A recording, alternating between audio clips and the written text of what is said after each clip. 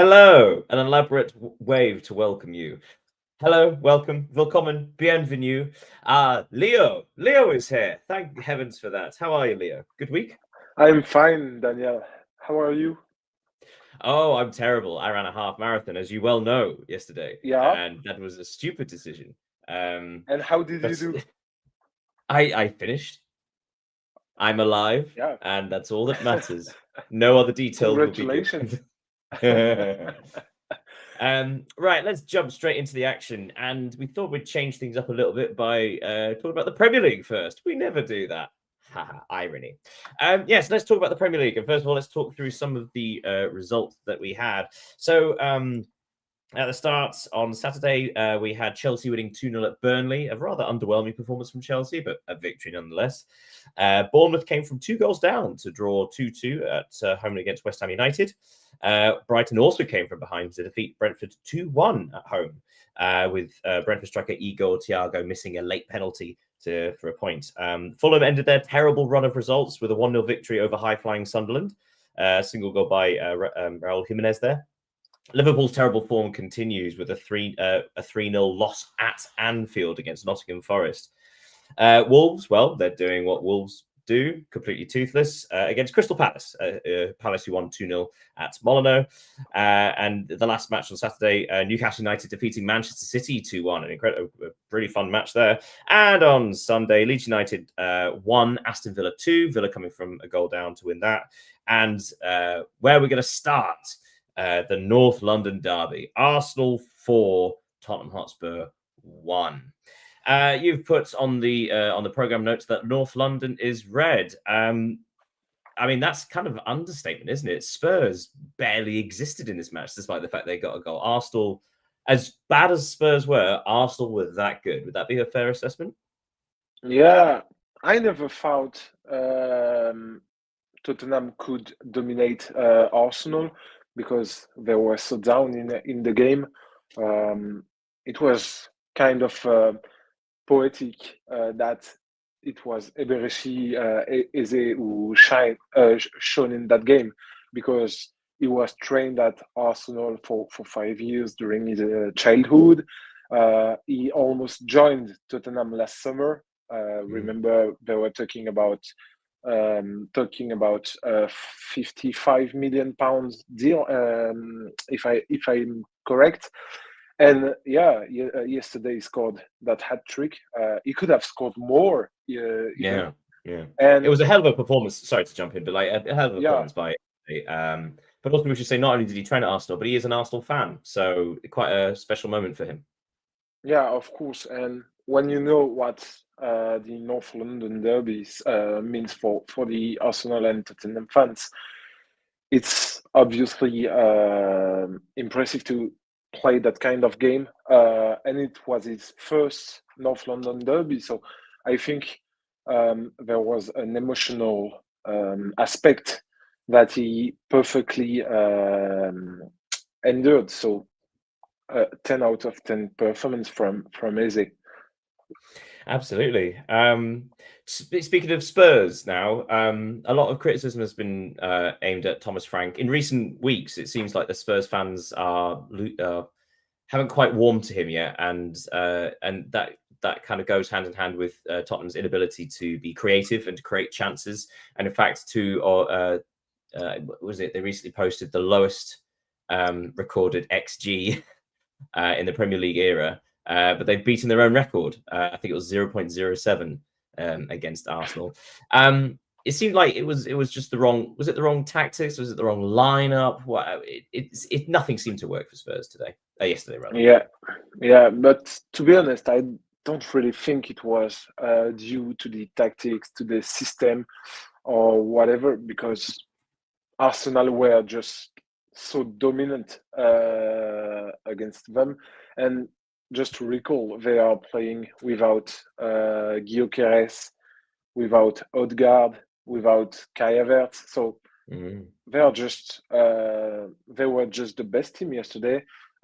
We can also highlight the performance of Leandro Trossard once again in a big game. I think He's one of the Well, most. there was a lot of talk about him leaving in the summer, wasn't there? Because Arsenal have invested a lot of money in the last few seasons and actually haven't sold that many players. So there is a widely held belief that they're going to have to start selling soon. And Trossard, being I think he's 31 now, seemed possibly one of the first to be sold, just because obviously on the left hand side, him, Martinelli. They could probably do without one of those now that they've got Eze, as well as players like Madueke who can play both sides. But Trossard's had a very good start to the season, hasn't he?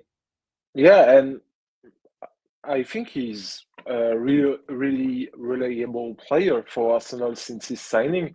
He has played now more than 130 games. I took a look on his transfer market page for the numbers, and he scored 33 goals and assisted 28 times. So for a player who is not destined to be a starter for Arsenal, it's more than good. Consistently contributing, yeah, especially for such a Yeah, player. I think they got him for something like £15 million from Brighton.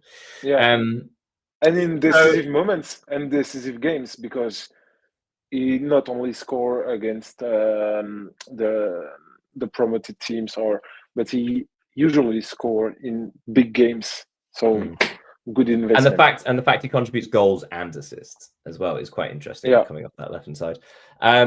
So looking at the table currently, so Arsenal are top on 29, and currently in second place are Chelsea on 23, with Manchester City losing to Newcastle United, and obviously Liverpool losing quite a lot. It doesn't seem like there's an obvious title challenger to Arsenal currently, although I think we all accept that Manchester City will offer some sort of fight. Are Chelsea the second best team in England currently? Because, well, the club, they are the world champions after all, but they are on a good winning run. They are consistent, but they don't seem to impress anybody, including their own fans, and yet they're second. They're a confusing team, aren't they? Yeah, your point is interesting. I watched the games against Burnley on Saturday, and I wasn't impressed. Burnley did play well, but I think what made Chelsea win this game is the fact that they have better individuals than Burnley, and that Burnley are in kind of trouble these past weeks because of their result and their place in the table. But yeah, I don't think Chelsea are the best second team in England. I think Manchester City are better. And this coming week, with games against Barcelona tomorrow and Arsenal next weekend, it will be interesting to see what they can do against the biggest teams in Europe at the moment. Yeah, you're absolutely right. It's a sort of gauge on the continent as well. Again, still looking at the table. So tonight, Manchester United host Everton, if anybody was wondering where that result was. And Manchester United could go fourth, actually, with a victory, which I think would shock everybody, considering how bad the start of the season was for them. Yeah. Although, having said that, Villa had a terrible start to the season. They're currently fourth. But it is very interesting when you sort of look from, say, Chelsea on 23 points, Manchester City on 22, and then between Manchester City on 22 and Liverpool down in 11th, there are only 4 points. So it's kind of a strange thing where you have the best part of, 11 teams going for European football this year. If you accept that Arsenal are favourites for the title, and I think you'd be hard pressed to argue against it, then yeah, there are a lot of sides fighting for European position, and this is not even including someone like, say, a team like Newcastle who might recover by the second half of the season. In your opinion, which sides do you think are more likely for the Champions League, and which sides do you think might squeeze in into the European competition that might surprise us? For example, Bournemouth, Brighton are in there despite their inconsistent start to the season. As are Crystal Palace, as are Sunderland. So do you think any of those would be able to squeak into some European competition? Can you remind me how many teams will be competing in the Champions League next season for England? Well, well, officially it's It depends four, but on the FA it's Cup and probably yeah, five. The idea is that yeah, mathematically it's probably going to be five, but it didn't happen 2 years ago. The idea being that it's probably five in the Champions League, and then one in the Europa League, and then two in the Conference League. I think, yeah. or the other way around. So probably So seven. Let's say 7 European places. yeah, obviously Arsenal. I think Arsenal, Chelsea, and Manchester City were actually first, second, and third will be in the Champions League next season. Mm. And the fourth place, the fourth allocated place, without talking about FA Cup, will be really disputed. We will maybe have a word on Liverpool, but I think they can achieve to go up in the table. Manchester United this past weeks have proved they have something to offer to the fans. They can win some big games, so I think we will have to rely on them too. And then And actually, of course, this is the first time with Amarin, obviously no European football, so this is the time where he actually gets a full week to train with them. So no wonder they're looking better, having invested £200 million in 3 attackers and actually having training time. Yeah, of course. And for the rest, I think Crystal Palace, Tottenham, maybe Brighton and Sunderland, but I want to wait because we know that it's a very long season for Premier League clubs. Sunderland are promoted; they are doing great, but we can see that they are already seventh in the table when they were second 2-3 weeks ago. So things can go wrong or right quickly. So we will wait, but I think as usual, Tottenham, maybe Crystal Palace. Let's see what they can do with the European football. Apparently, because it's so compressed, it could be anybody. Yeah. You did mention Liverpool. A quick word on Liverpool, because obviously that's 6 losses out of their last 7 in the Premier League. Now, I think it's widely accepted that they're no chance of them winning the title, defending their title. But despite their terrible form, they are only 5 points behind Chelsea in second place, which seems more doable. So it feels like one of those moments of they can definitely still qualify for the Champions League, but they really need to arrest this slide, don't they? This run of results is extremely concerning. Yeah, but we've talked about it by message, and Liverpool, their case is so special because there is obviously a context, and I think some people sometimes omit that.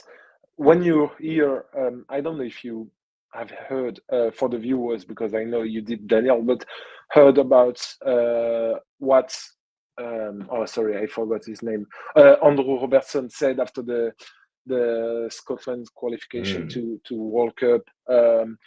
When you pay attention to what McAllister said a few weeks ago about kind of a depression in the squad and everything, it's difficult to really judge them. And even for the new signings, they arrive in a context which is very difficult, because if your partners aren't good in their mind, you can't be good with them. So it's difficult. And I don't know, I don't think the real problem is about the players, because of course they got some incredible players.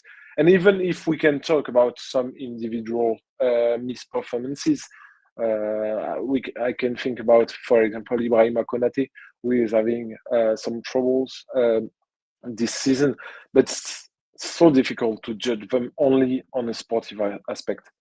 Yeah, very true. Very true. Last word then on the Premier League. Quick word about the bottom of the table. So Wolves are still bottom, still winless, still only on 2 points. But with Forest and West Ham having a revival under new management, Burnley and Leeds United, 2 of the 3 promoted sides, have slipped into the relegation zone. Do you think that we're likely to see one or both of them changing their head coaches soon? Simply because obviously West Ham and Forest being down there for so much, having new management, and both of them are out of the relegation zone already, with Scott Parker in charge of Burnley and Daniel Farke in charge of Leeds United. Do you I think think this is it's the sort of situation where the clubs have to roll the dice to stay, or are they?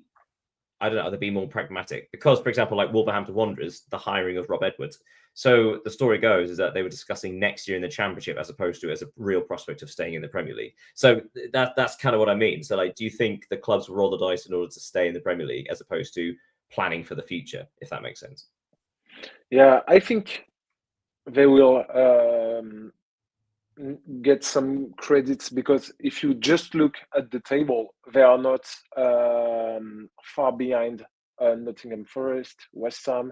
No, they're only 1 point behind. Yeah, Burnley's 1 point behind West Ham. Leeds are level with West Ham.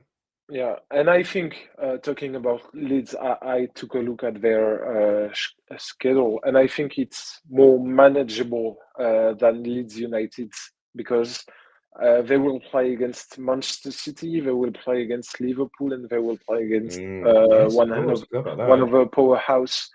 So it will be very difficult. And if I had to bet on which manager is more likely to get sacked, I would go with Daniel Farke because of that schedule. I would completely agree. And also, there was talk about him losing his job after getting promoted as well. It's sort of like finally in the Premier League, because Farke has had, was it 3 relegations back to back in the Premier League? But hey, right, we should move on. We need to move on, and we're going to move to La Liga. So on Friday, an incredible result for Valencia, winning 1-0 at home to Levante. Incredible for the score? No, but they really needed a win. On Saturday, Celta Vigo, another victory for them, winning 1-0 at Alaves, thanks to a Iago Aspas penalty kick. Then the big one, Barcelona returning to the Camp Nou. The Spotify Camp Nou. 4-0 at home against Athletic Club. Goals from Lewandowski, Ferran Torres got a couple, and Fermin Lopez. Elsewhere, Osasuna 1, Real Sociedad 3. Their rebuild continues, but they came from behind. They were losing 1 at half time, but won 3-1. And apparently, we'll get that said, but apparently the goal of the weekend. Villarreal, they also won. Their charge continues. 2-1 at home against Mallorca. And then on Sunday, a game that can be described as it happened between Real Oviedo and Rayo Vallecano. Both of them got a red card and nothing else happened. Real Betis, a disappointing 1-1 draw at home against Girona. Precious point for Girona. Atletico Madrid squeaked a 1-0 victory at Getafe, thanks to a Duarte own goal late in the game. And then the last game on Sunday was a brilliant game. Elche to Real Madrid. Real Madrid coming from behind twice to get a point, but nothing else. Well, let's start with the return to the Camp Nou, the Spotify Camp Nou. It feels like this club has been desperate to return there for some time, especially with all the financial difficulties and things like that. It feels like not only their spiritual home, but it does feel like this is like a reset almost, even if it's not financially. Yeah, of course. After they were out of the company for 2 years, maybe a little bit more. So, and we don't talk about a stadium. We talk about the company, which is one of the most exceptional stadium in the world. So, of course, it has some importance. You've mentioned their finances, and I think it will be important because just to recall that when it will be 100% of its capacity, the stadium will host 105,000 seats. So it's extraordinary, the biggest stadium in Europe. And I don't think Barca could have dreamed a better return to the Camp Nou than the one they got against Athletic, because even if Bilbao, if the Athletic Club are in trouble this season, it's a prestigious match for Barcelona, for both Barcelona and the Athletic Club. Barcelona registered a clean sheet. They scored 4 goals. Lamine Yamal assisted twice, some pretty good assists. Rafinha came back, so everything was, and Joan Garcia too. So everything was like in a dream for Barcelona. Penny for Nico Williams' thoughts, who turned down a move to Barcelona this summer to stay with Athletic Club, and of course now he could see his the alternative Marcus Rashford having the season of his for the last few years. Let's move to Elche to Real Madrid to. So this was 0-0 at halftime, believe it or not. Elche opened the scoring with Fabias, I think, and then before Dean Huijsen equalised, and then Rodriguez gave Elche the lead again in the 84th minute, only for Jude Bellingham to snatch a draw just before full time. There was actually a late red card as well for Elche, but at that point it was too late for anything to matter. Real Madrid looked very flat in this game. In fact, they've been looking a bit flat the last couple of weeks. So what do you think was, if you've seen the highlights or any of this game, what do you think didn't work in this setup? Because Xabi Alonso, despite Real Madrid being top of the table, it feels like it still hasn't quite settled yet.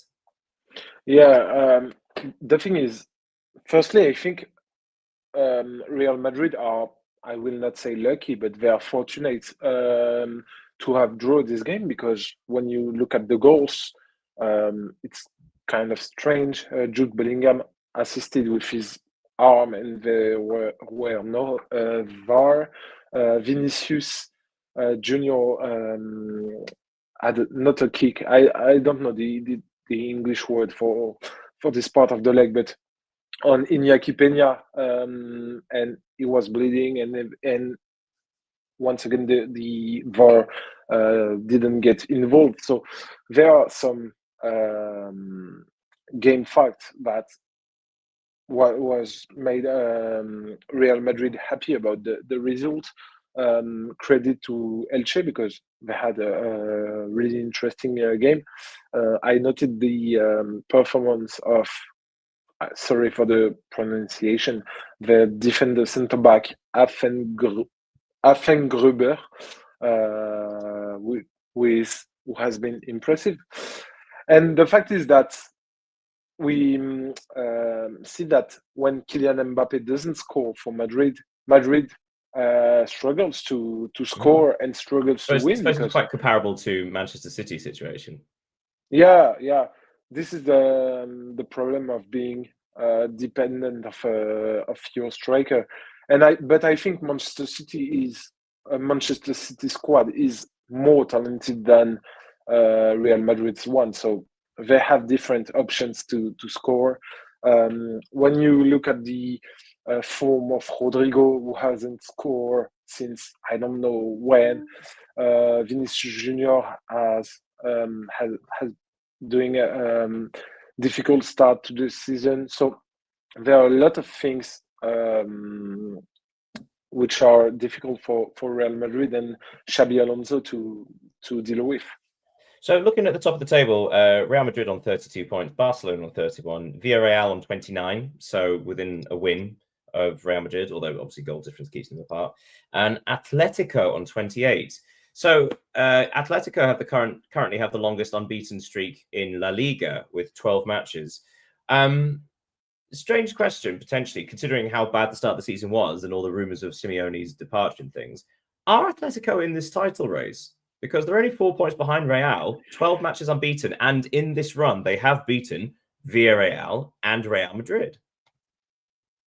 Yeah, that's impressive from Atletico, given what you said about their start to the season, and I think they can have some regrets because they lose point against Espanyol, who were in form at this moment of the season. Sorry, I'll jump in. So yeah, go. That's the only match they've lost in La Liga was the first match of the season away at Espanyol, and Espanyol have been a good side. But they also drew at home to Elche. Elche again have been a good side. I suppose the only real disappointing ones were a draw at Alaves and a draw at Mallorca, and a draw at Celta Vigo. But that was when they were drawing against everybody.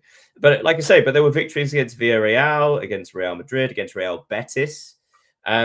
And now they've got this run of fixtures where I think they're against Real Oviedo next, and then they've got Barcelona, Athletic Club, but then Girona and Valencia. So 3 of the next 5 matches, very, very winnable.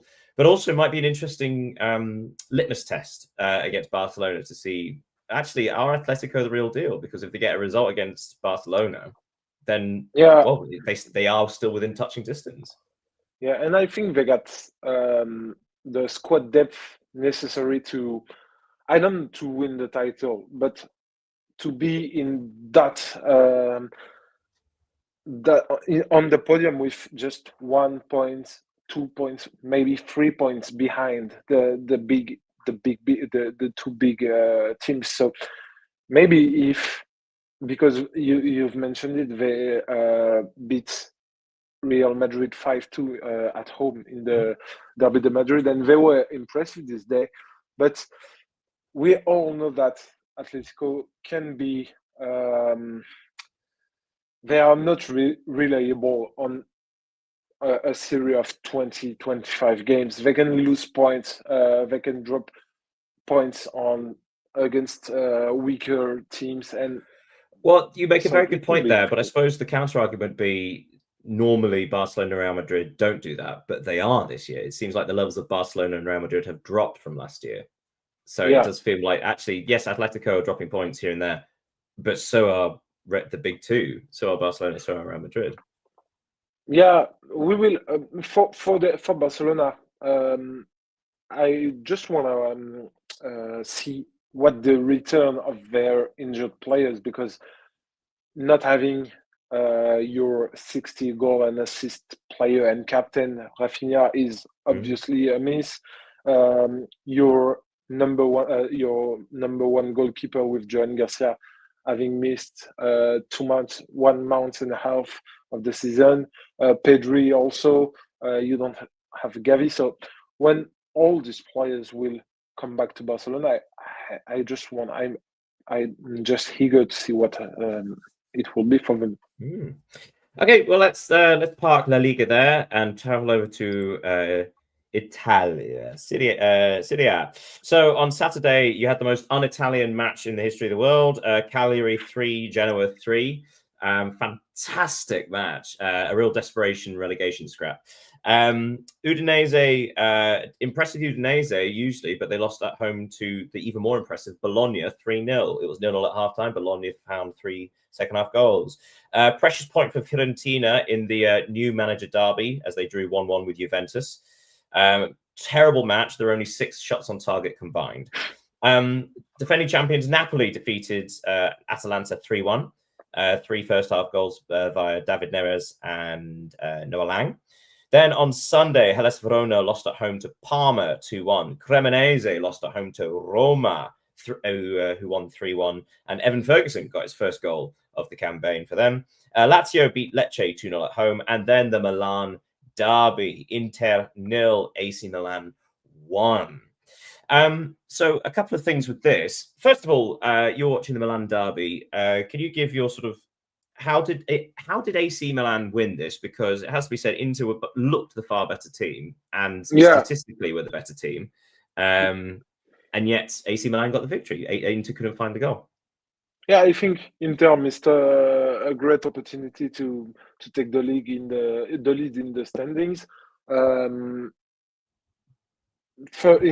the first half, I remember that Mike Maignan went phenomenal. He denied Marcus Thuram from scoring at the very beginning of the game. Then Lautaro Martinez. Then in the second half, he stopped a penalty from Çalhanoğlu. So he was for me, he was the man of the match. And I think if Mike Maignan had been with Inter, Inter would have won this game, especially since Jan Sommer is having issues this season. I read an article in La Gazzetta dello Sport saying that Inter would like to replace him. I don't know if it's in the winter or next summer, but he has made some mistakes. And when you want to play the title like Inter wants, it's impossible to rely on a not reliable goalkeeper, even if he had an extraordinary season last season, 2 seasons ago. But yeah, and also his age does play a part, despite being a goalkeeper, but he is 37, I believe. Yeah, like that. So yeah, 36, 37, yeah.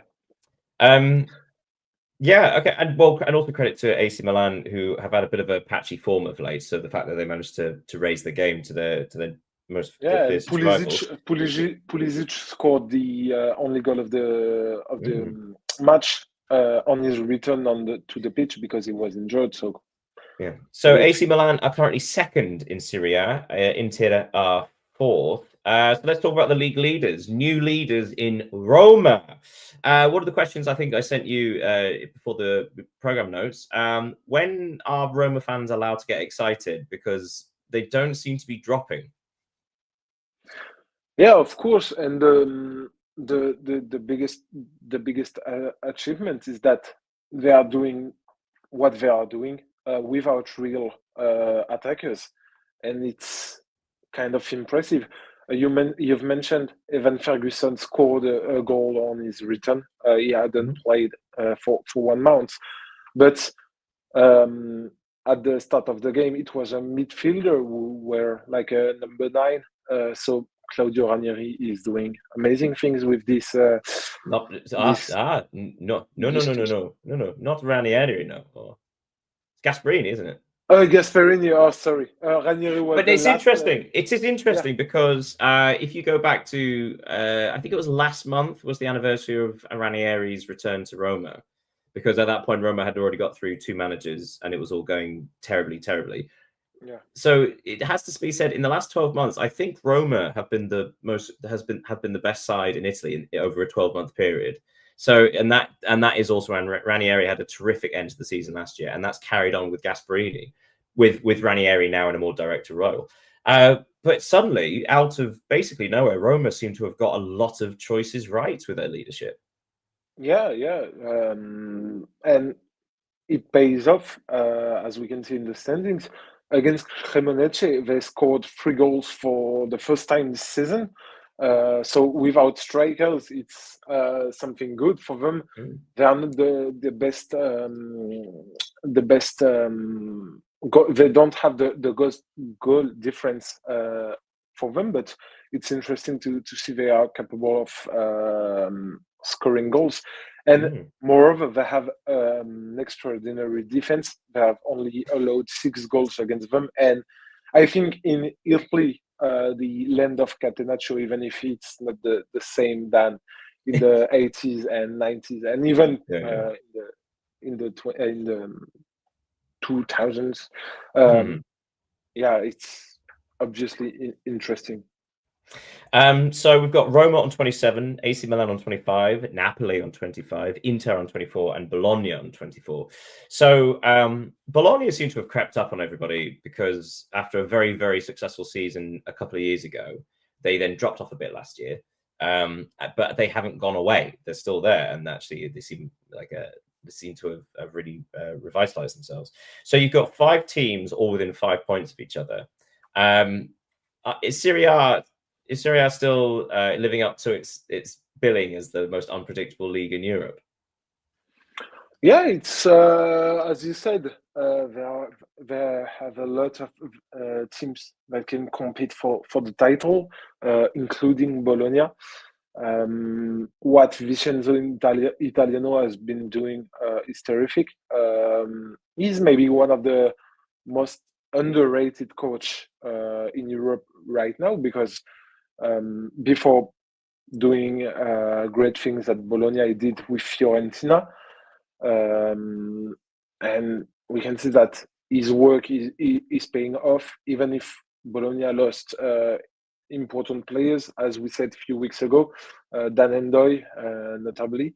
So, yeah, credit to Vincenzo Italiano and the players, because if you lose your biggest players and achieve to perform with the one you've got, it's obviously that you are a good coach. Hmm. So down at the bottom of Serie A, Hellas Verona on 6 points, Fiorentina still on 6 points, Genoa on 8, and Pisa on 9. Fiorentina, we won't go over it again, but Fiorentina Yeah, are very close to having a gap between them and safety. they But we will haven't won park. a single game this Hmm. season in There are Syria. a couple of Serie A teams actually that still haven't won. Right, we'll Yeah, park Serie A there and go over to the Bundesliga. So some interesting things happening in the Bundesliga this weekend, I promise you that. So on Friday, Mainz and Hoffenheim drew 1-1. On Saturday, it was the Burger Derby. Augsburg beating Hamburger 1-0. I don't know what else to call it. The Burger Derby. The little burgers. Bayern, a thrilling 6-2 victory against Freiburg, who were winning at one point. Freiburg were 2-0 up and yet went on to lose 6-2 at Bayern. A fantastic match between Borussia Dortmund and Stuttgart finished 3-3. Borussia Mönchengladbach's revival continues and another clean sheet, a 3-0 win at Heidenheim.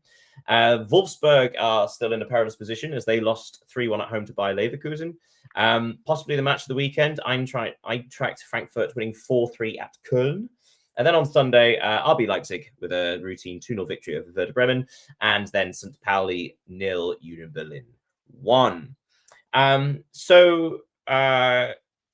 think I said in the notes, you've put 16s for the 3-star places. So, but we'll leave Bayern to the side for a moment. So RB Leipzig on 25 points, Bayer Leverkusen 23, Borussia Dortmund 22, Stuttgart on 22. So you've got 4 teams within 3 points of each other and 3 Champions League places. It's going to be a hell of a fight between those teams, not only just to get Champions League football, but the financial benefits of it, because it's so important in order to try and keep up with Bayern. Yeah, you've mentioned Leipzig. I didn't include Bayern in this 6 teams because obviously they will be in the Champions League next season. I think they will win the title back also. But I also put Frankfurt and Hoffenheim because if you watch, take a look at the table, there are 20 points and just 5 points 2 away points from behind Stuttgart in 6th and 7th. You're absolutely right. So it will be very, very important race for all these teams. You talked about the big games of Dortmund and Frankfurt this weekend. Typical Bundesliga games. Once again, Dortmund, like 2 weeks ago, conceded in the final seconds of the. Well, let's jump on that. So, Borussia Dortmund actually had a 2-0 lead at half time, I think, via an Emre Can penalty and a Bayer goal. Start the second half, Stuttgart striker Undav pulled one back, then equalised with about 20 minutes to go. But then the last minute of regular time, Karim Adeyemi scored to give Borussia Dortmund a 3-2 lead and just have to get through stoppage time. But no, like you say, they must Dortmund things. So only, I think it was like 90 seconds later, Undav completed his hat-trick to seal the draw for Stuttgart. I think this is one of those ones where it's credit to Stuttgart as opposed to criticising Dortmund, because Stuttgart had a hell of a job to do in the second half, and they did it brilliantly. Yeah, and Denis Undav, who had been terrific last season, scoring many goals. He's a great striker, in my opinion. Remember his time at Brighton in the Premier League.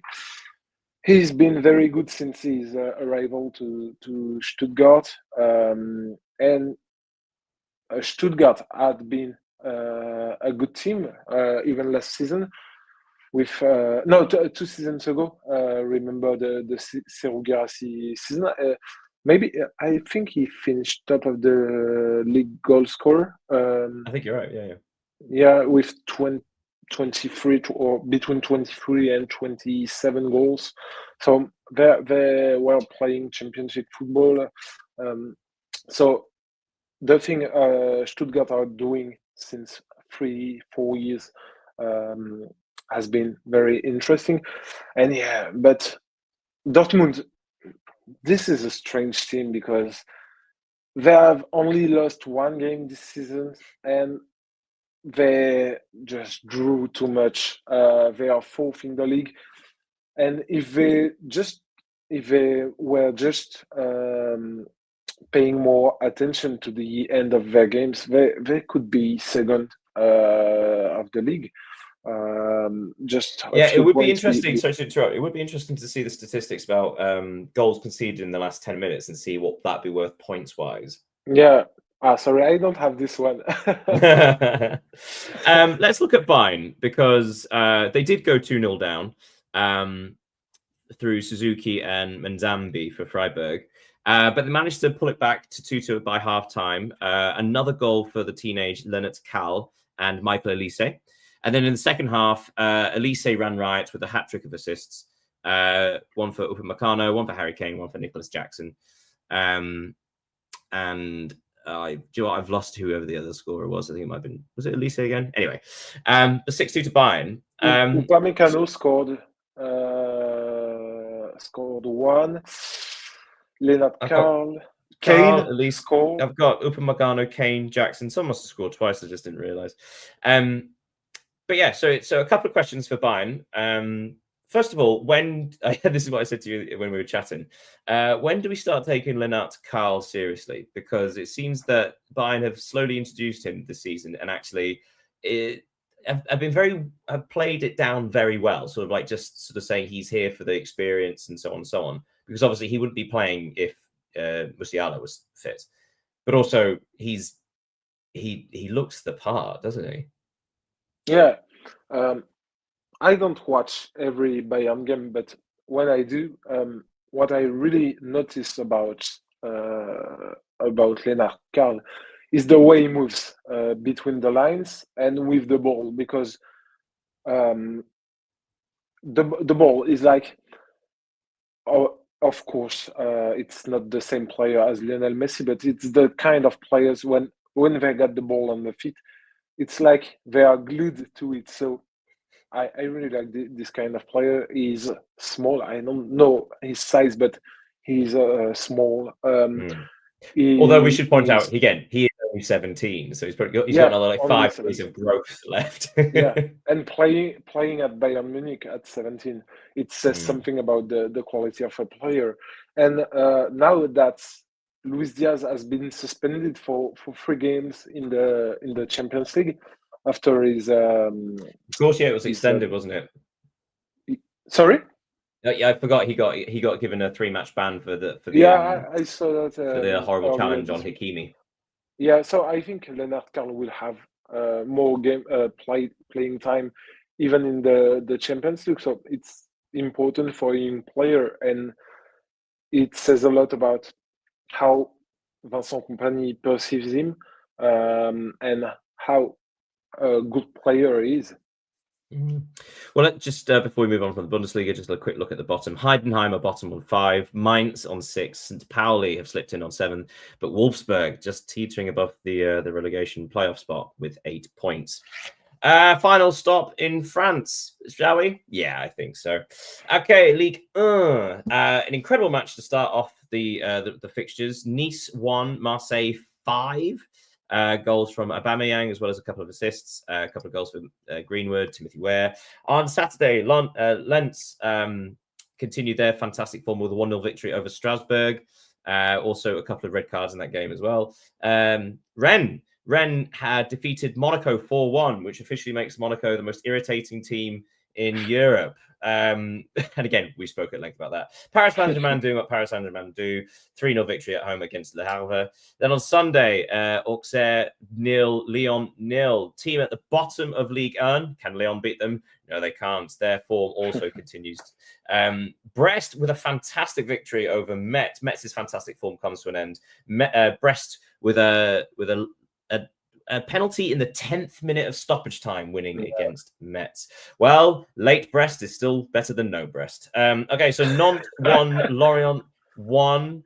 An incredible match because it was all about Awaziam, who scored an own goal to give Lorient the lead in stoppage time of the first half, but then he scored the equaliser in stoppage time of the second half, so good for him. Toulouse 0, Angers 1, and then the last match, another corker, Lille 4, Paris FC 2. So let's go to the first match of the weekend, Nice against Marseille. Thrilling match. It was only recently we were talking about Nice feels like they'd finally sort of recovered their season and the inconsistency stopped. But they have just lost their last 3 matches.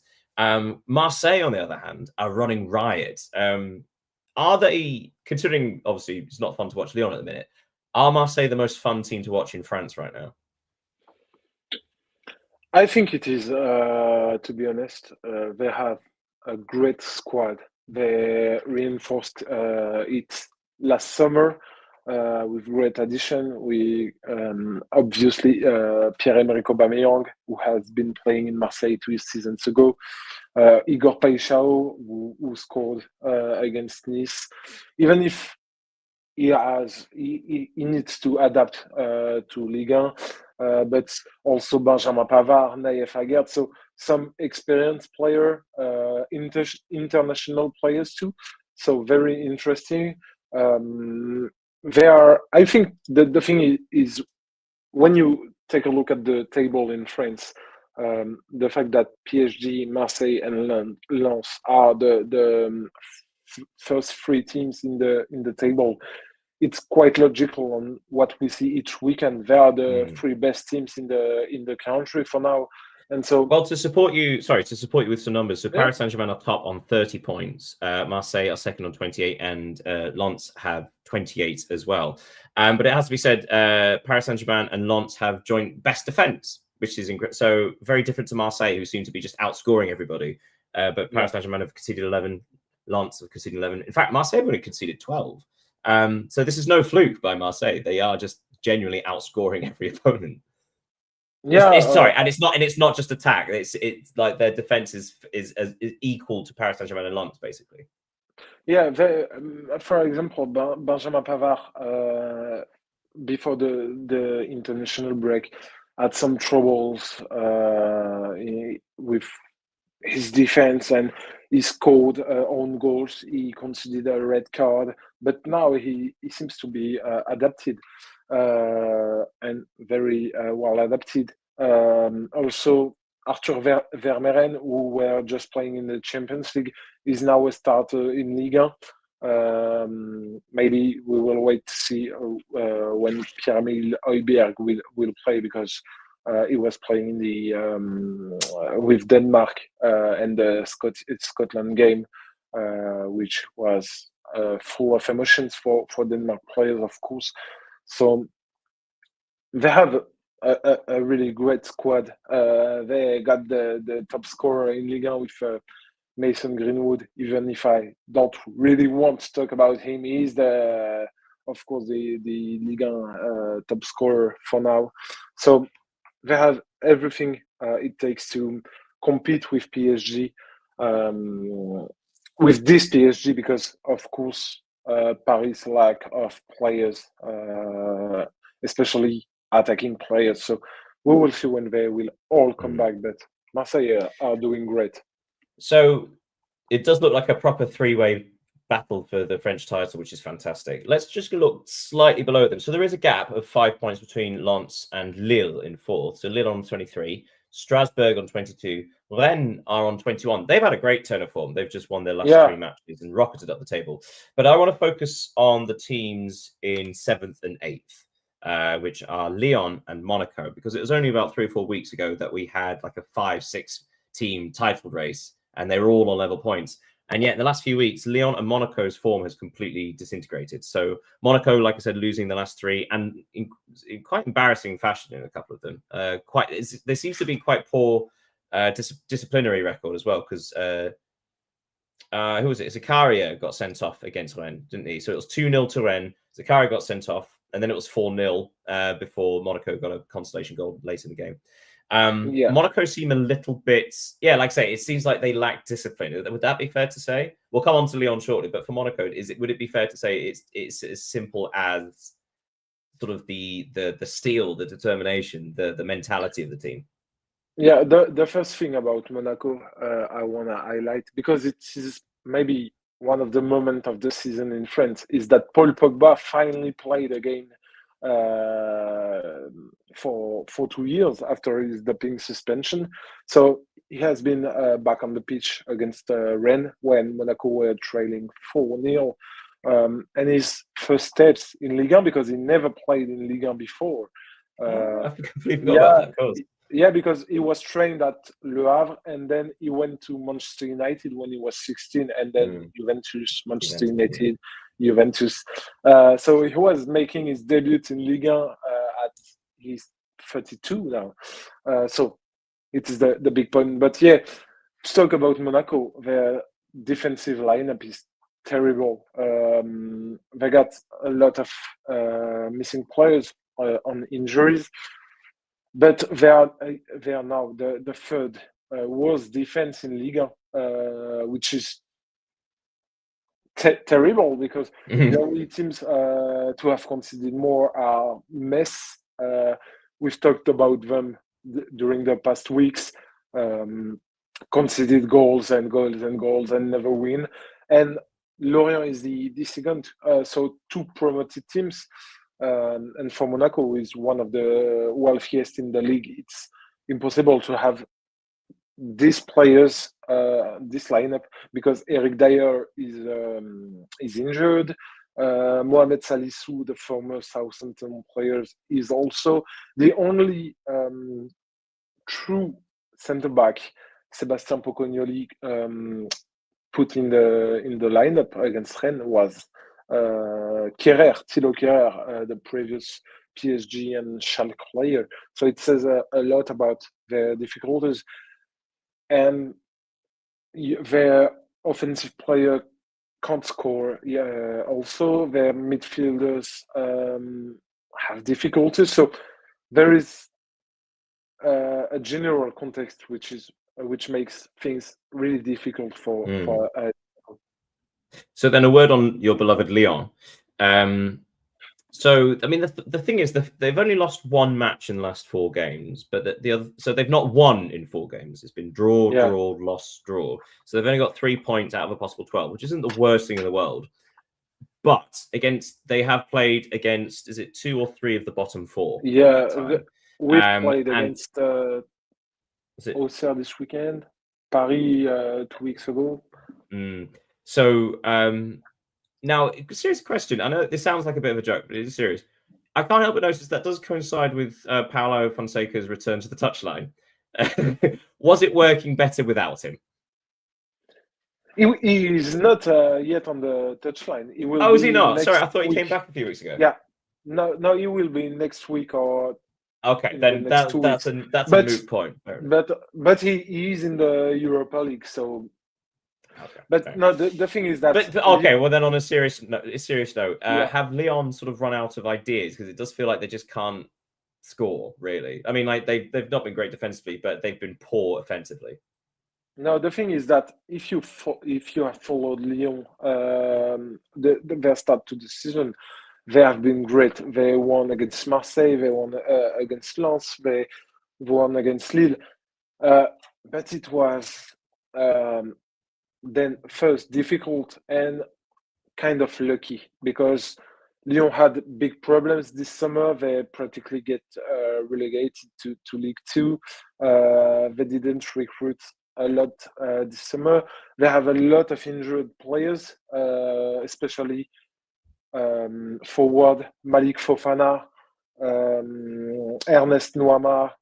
They lost Ryan Cherki, Lacazette, Mikotadze this summer, so they have big problems. They didn't recruit it.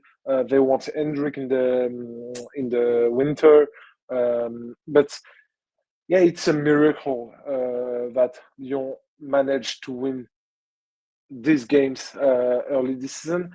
Now, so is your point that this is actually more true to where they are in league? Yeah, like there was a false position at the start. Yeah, I think at the end of the season they will end like 6th or 7th, because that's where they belong. If you watch at the bench on Auxerre, there are under 19 players and national free. It's like the national free players. It's like the 5th division in France. So they don't have squad depth at all. And when one player or one starter is injured or missing for a suspension, it's obviously a young player replacing him. Even if Lyon are one of the best formative center in Europe, it's difficult. Yes. Okay, good. Sorry, just 1 second. I think my microphone switched over there. That was very funny. Okay, so before we go, we got the tops and flops and some stats of the weeks. Would you like to contribute your tops and flops? Yeah, for my top, we will go in South America because if you didn't know, on Saturday it was the Copa Sudamericana final between Atlético Mineiro and Lanús. So Who won? Brasilia, Who won? Damn you! Who won? it was Lanús, the Argentinian club. So just to say something about the Copa Sudamericana, it's the equivalent in Europe for the Europa League. And for Lanús, it's a great story to have won this title because Lanús is a special club, like a neighborhood club.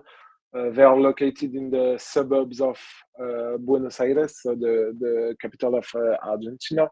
And they are run like a local community organization where everyone contributes to the success of the club. So it's a great story, and they want to be at the opposite of the football business things we are more and more seeing in the world. So here is my top, and concerning my flop, it's about the racist chants directed at Dusan Vlahovic in the game between Fiorentina and Juventus this weekend.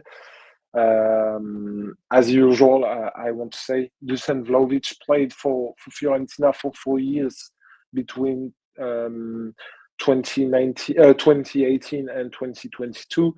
So for context, so it was this anti-Serbian.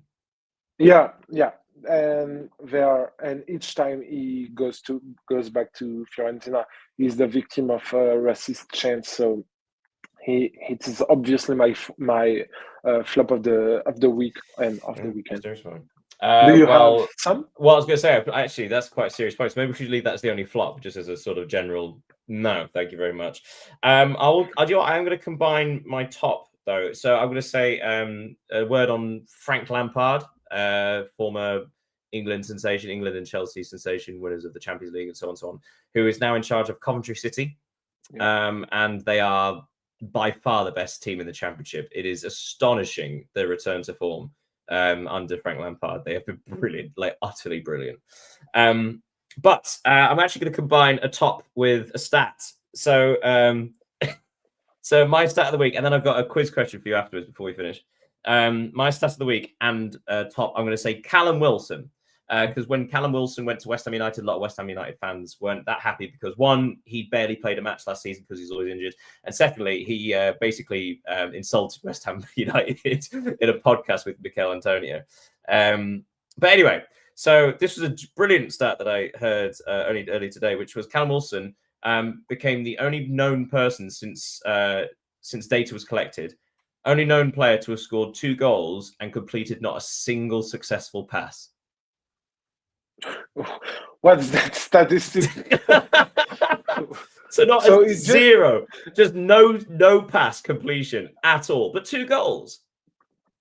Yeah, that's so strange. It's like on FIFA, you just press the button, the round button, and just shoot and score. But it's thanks for that one because. No, have you got a good stat, or shall I go on to my quiz question? I have a stat, but it's also a quiz. So okay, you go then. I just agree. Okay. So in Europe, top 5. So France, Germany, England, Italy, and Spain. Bayern are the best. Have the most goals scored. Then Barcelona, Real Madrid, and PSG are 4th and 5th. But do you know who is 3rd?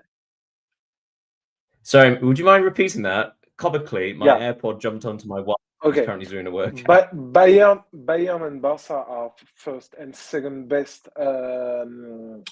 Have scored the most goal in Europe's top 5. Mm-hmm. PSG and Real Madrid are respectively 5th and 4th.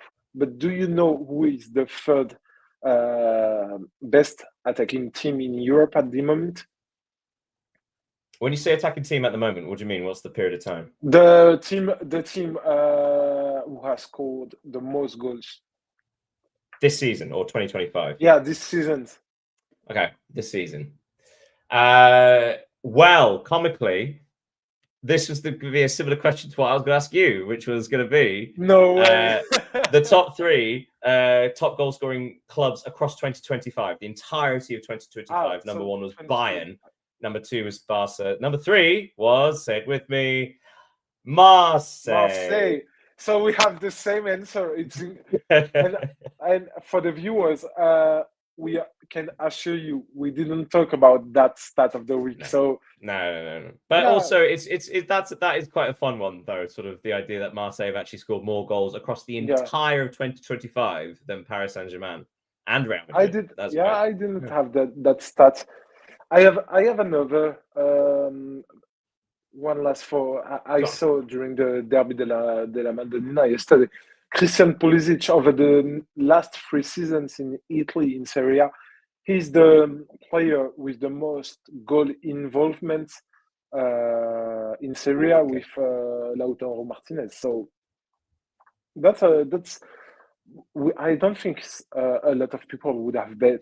That is a great stat. I don't think Pulisic really gets his. There's an expression that was recently coined in this country, which is get his flowers. You know, like allot some time to actually receive the praise and sort of thing, and give his dues.